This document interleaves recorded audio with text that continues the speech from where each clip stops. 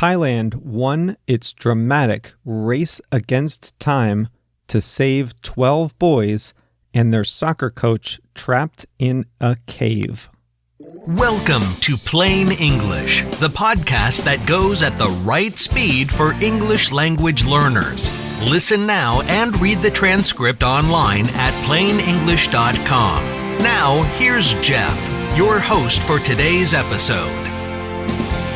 12 boys and their soccer coach went exploring in a cave in northern Thailand and were stuck in there for weeks after the cave flooded, blocking off their only way out.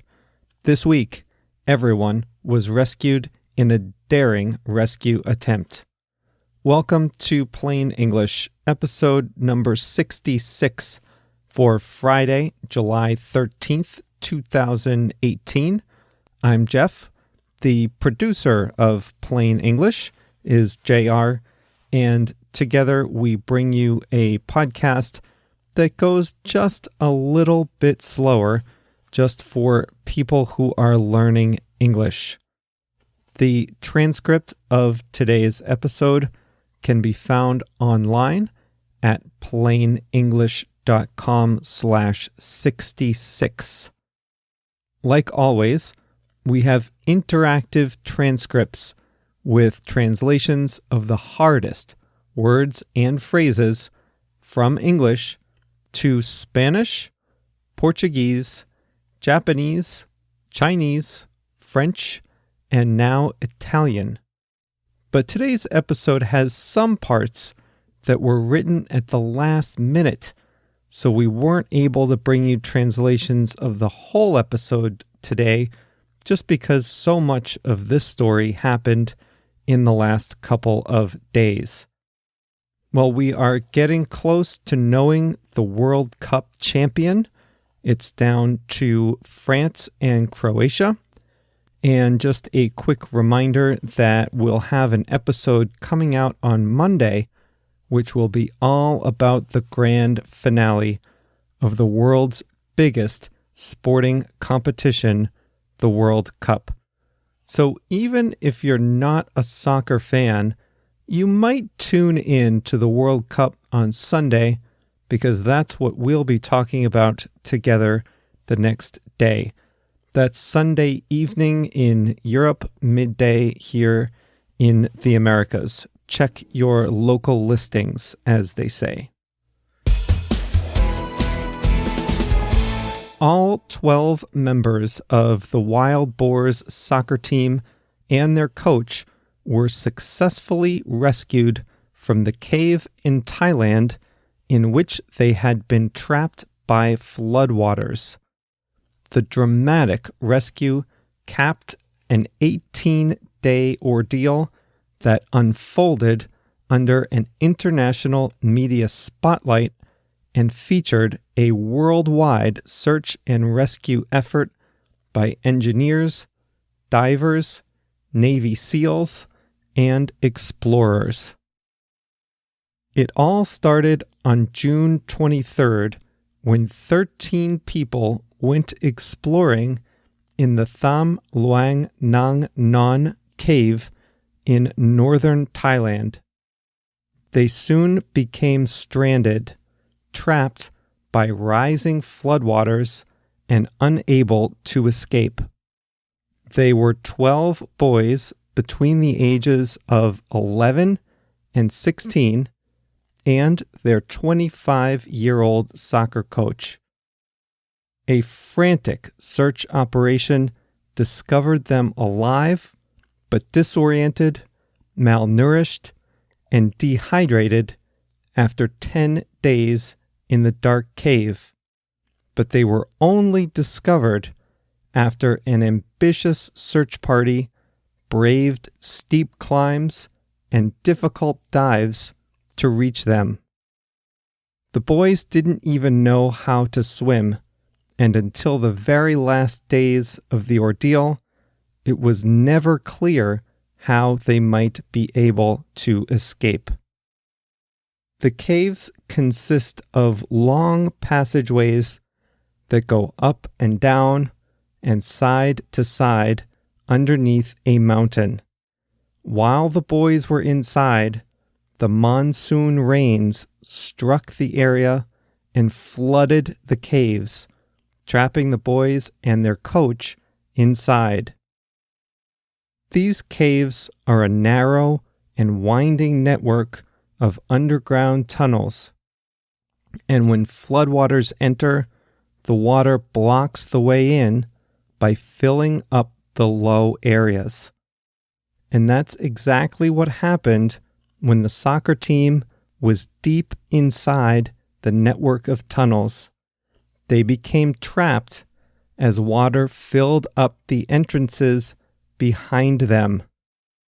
By blocking access to the outside, the floodwater also blocks oxygen from entering from the surface, further endangering the group. 10 days after the team initially went missing, 2 experienced British rescue divers discovered the group huddled together on a ledge about 2.5 miles or 4 kilometers from the entrance. Their health was as good as could be expected under the circumstances.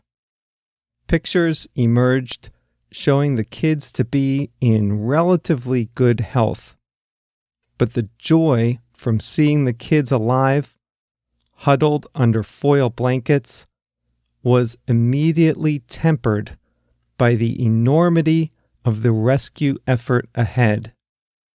The hard part would be getting them out alive. This was a big problem. The journey out of the cave was a 5-hour dive through dark, muddy waters in blackout conditions. Parts of the passageway were too narrow for a person to wear a traditional air tank. None of the trapped boys even knew how to swim. One expert diver had already died from lack of oxygen on the return journey from a supply mission. If an expert diver died on the journey, it would be extremely difficult for 12 novice swimmers to come out safely. The Thai government and Navy were in charge of the rescue operation, and they considered exploring other options, but none was easy. One option was to have the kids stay in the cave until the rainy season ends, but that would have been months, and they'd have to find a way to pump oxygen into the cave and supply the boys with food and water that whole time. There was also the possibility that more rain would further flood the caves and drown everyone trapped inside. So just waiting was a risky option. Another option was to look for another entrance into the cave system, but there were no other ways in.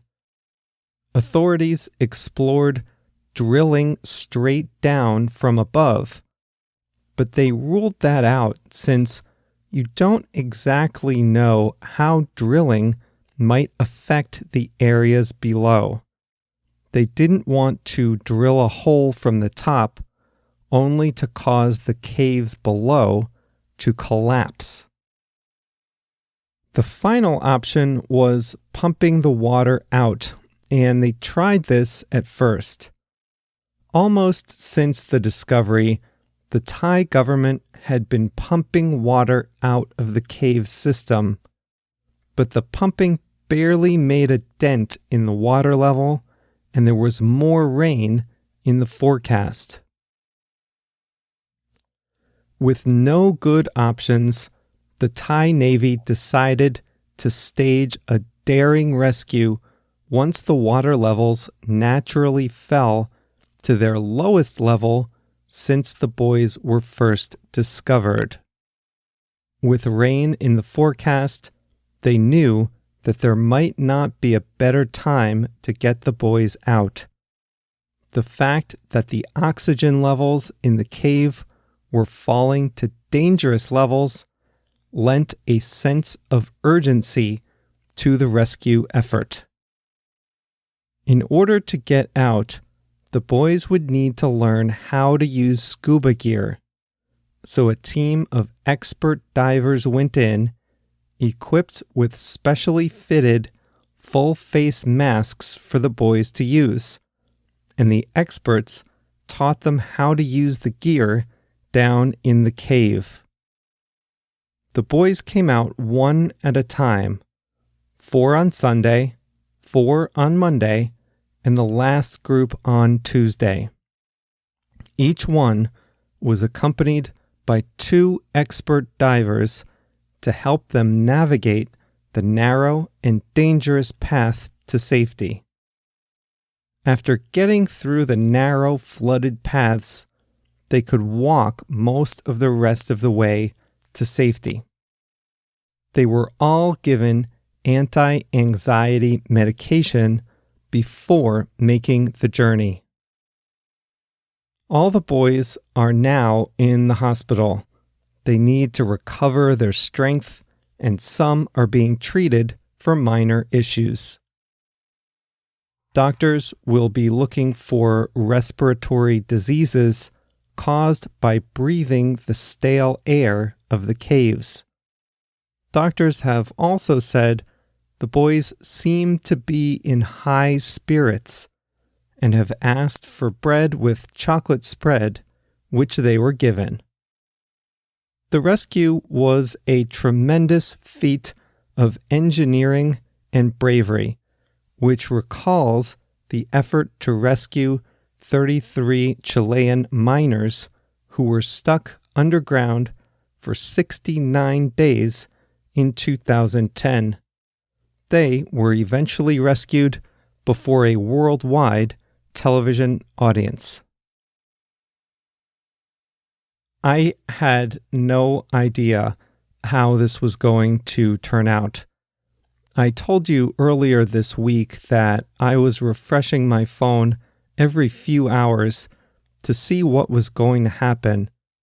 I couldn't imagine getting the kids to put on scuba gear and dive through dark, narrow passageways, considering they didn't even know how to swim. But it seemed to me that just waiting for the dry season was too risky. When I heard the rescue divers went in to get them one by one, I knew it was the right decision to try to make the rescue when they did. You can't say that the mission was 100% a success because one volunteer rescue diver did lose his life on a supply mission. But in terms of getting all the boys and their coach out, the mission was definitely a success. And those kids are extremely brave for learning how to dive and then escaping the way they did. The expression for today is fill up. But before we get to that, I want to say hi to Muller from Brazil. He's a doctor in Porto Alegre and is listening to Plain English because, in his experience, listening helps him speak with more confidence. I can't argue with that, and thanks to Muller for being in the audience. Today's phrasal verb is fill up. In the original context, you heard that portions of the network of tunnels behind the trapped soccer players filled up with water after the monsoon rains struck the area. Fill up means to fill something completely. So the rain didn't fill up the cave entirely because there were still pockets of air and dry areas. But some parts did fill up, and in those parts, there was no air above the water. The water filled those sections entirely, top to bottom. And in that sense, those sections filled up. They were filled completely. Here are a few other common ways to use fill up. In the US, at least, it's very common to say you need to fill up your gas tank in your car. In fact, if you're driving and you say to the other people in the car, I need to fill up pretty soon, everyone will understand that you mean to stop and get gas.